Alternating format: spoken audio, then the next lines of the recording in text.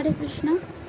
পবিত্র অপর একাদশী পরমেশ্বর ভগবান শ্রীকৃষ্ণের প্রীতিবিধান অর্থে কৃপাপূর্বক এই একাদশী ব্রত পালন করুন। এই একাদশীর মাহাত্ম্য।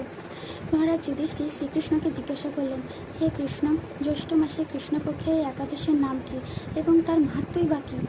তা আমি শ্রবণ করতে ইচ্ছা করি, আপনি কৃপাপূর্বক তা আমাকে বর্ণনা করুন। শ্রীকৃষ্ণ বললেন, হে মহারাজ, মানুষের মঙ্গলের জন্য আপনি খুব ভালো প্রশ্ন করেছেন।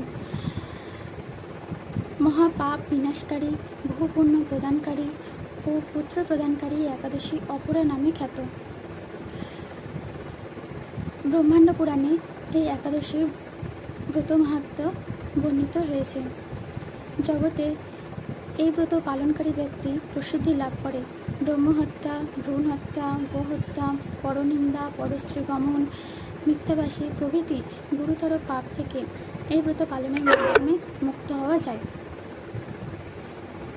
যারা মিথ্যা সাক্ষ্য দান করে, শাস্ত্রে অপব্যাখ্যা করে, ওজন বিষয়ে ছলনা করে এবং মিথ্যা জ্যোতিষে গণনা করে, মিথ্যা চিকিৎসারত, তারা সকলে নরক যন্ত্রণা ভোগ করে। কিন্তু যদি এই ব্রত পালন করে তাহলে তারা সমস্ত পাপ থেকে মুক্ত হয়।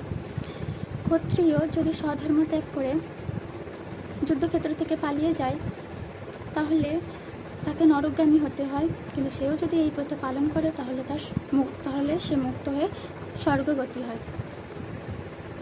মকর রাশিতে সূর্য অবস্থানকালে মাঘ মাসে প্রয়াগ স্নানে যে ফল লাভ হয় এবং কাশীধামে শিবরাত্রিতে উপবাসের ফলে যে ফল লাভ হয়, বদরিকা আশ্রম যাত্রা এবং বদ্রীনারায়ণ সেবে যে ফল লাভ হয়, গয়াধামে শ্রী বিষ্ণু পাদপদ্মে পিণ্ড দানের ফলে যে ফল লাভ হয় এবং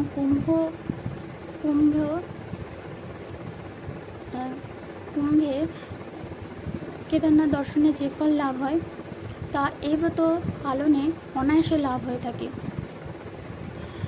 যে ব্যক্তি এই ব্রত পালন না করে জীবন ধারণ করে তারা জলের বুদবুদের মতোই জন্ম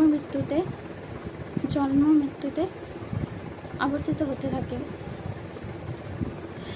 এই ব্রত উপবাসকালে বিষ্ণু আরাধনা করলে বিষ্ণুলোকে গমন হয় এবং সব পাপ বিনাশ হয়। এই ব্রত পাঠ ও শ্রবণের ফলে সহস্র প্রদানের ফল লাভ হয়। হরে কৃষ্ণ।